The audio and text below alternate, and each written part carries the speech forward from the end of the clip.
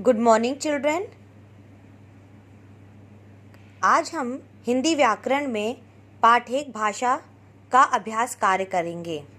कल हमने भाषा में पढ़ा था अपनी बात को बोलकर या लिखकर दूसरों तक पहुंचाने के साधन को भाषा कहते हैं। भाषा के 2 रूप होते हैं, पहला बोलकर और दूसरा लिखकर। जब हम अपने बातों को बोलकर प्रकट करते हैं वहाँ पर उसे मौखिक भाषा कहते हैं, और जब हम लिखकर अपने विचारों को प्रकट करते हैं वहाँ उसे हम लिखित भाषा कहते हैं। आइए अब देखते हैं। यहाँ पे पहला अभ्यास कार्य है। अब नीचे दिए गए चित्रों को देखिए और लिखिए कि इनकी भाषा में कौन सा रूप का प्रयोग हुआ है। पहला यहाँ पर चित्र है रेडियो का में रेडियो बना हुआ है। यहाँ इसे हम सुनकर समझ सकते हैं, इसलिए यहाँ मौखिक भाषा का प्रयोग हुआ है।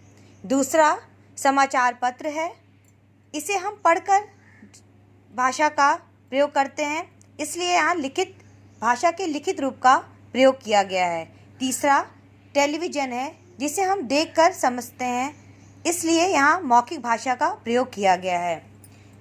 घ में एक चिड़िया बनी हुई है जो चींची करती है, जिसे हम सुनकर समझ सकते हैं, इसलिए यहाँ इसे हम मौखिक भाषा कहेंगे, क्योंकि बोलने और सुनने के ढंग को हम मौखिक भाषा के रूप में जानते हैं। अंगा में यहाँ बालक पढ़कर अपनी किताब पढ़ रहा है।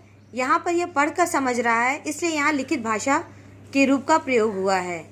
च में कक्षा अध्यापिका बच्चों को पढ़ा रही है और बच्चे देखकर समझ रहे हैं, इसलिए यहाँ पर मौखिक रूप को भाषा का प्रस्तुत किया गया है। इसके पश्चात दूसरी एक्सरसाइज है का। यहाँ पर जिस तरह हमारे विचार प्रकट करने के लिए भाषा होती है, उसी तरह जीव जंतुओं की भी भाषा होती है।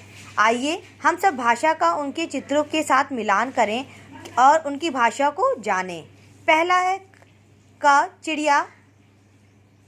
चिड़िया की जो आवाज़ होती है वो जिस भाषा में बात करती है उससे हम उसका मिलान किए, चींची।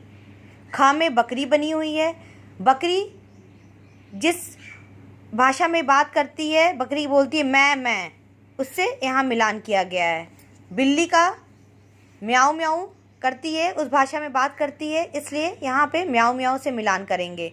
घ में कुत्ता बना हुआ है, वह अपने भाषा को भौ भौ के रूप में प्रयोग करता है, इसलिए इसका मिलान यहाँ पर भौ भौ से किया गया है।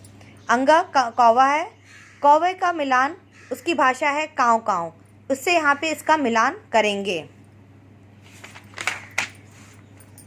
इसके पश्चात आइए हम सीखें अपनी बात दूसरे तक पहुँचाने का जो साधन होता है, जो माध्यम होता है, उसको हम भाषा कहते हैं। यहाँ पर भाषा का प्रयोग भी वही है, 2 तरह से करते हैं, बोलकर और लिखकर। यहाँ अभ्यास कार्य में हम देखेंगे, पहला है नीचे 2 टोकरियाँ हैं, एक लिखित भाषा की और दूसरी मौखिक भाषा की।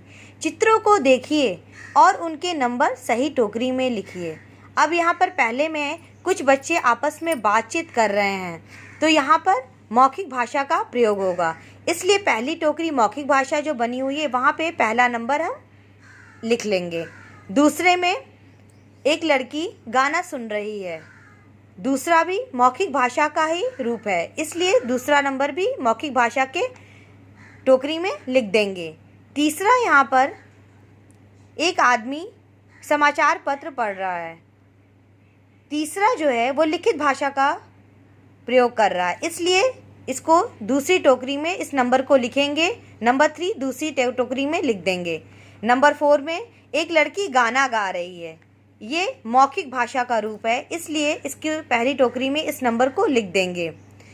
इसके बाद एक लड़की कुछ लिख रही है, ये लिखित भाषा का रूप है, इसलिए इस नंबर 5 को लिखित भाषा वाली टोकरी में लिख देंगे। इसके पश्चात एक बालक पढ़ रहा है, नंबर 6 भी लिखित भाषा का रूप है, इसलिए इसे दूसरी टोकरी में इस नंबर को लिख देंगे। इसके पश्चात नंबर 2 रिक्त स्थान भरिए। कौवा काँव काँव करता है, यहाँ पर हम काँव काँव भरेंगे। ख है कोयल कूकती है, यहाँ पर हम कूकती भरेंगे। तीसरा है ग है शेर तेज दहाड़ता है, यहाँ हम तेज भरेंगे।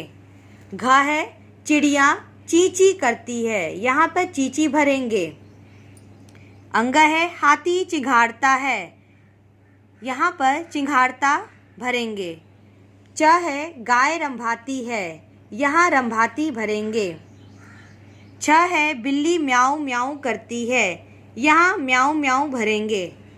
कबूतर गुटर गूं करता है, यहाँ पर गुटर गूं भरेंगे।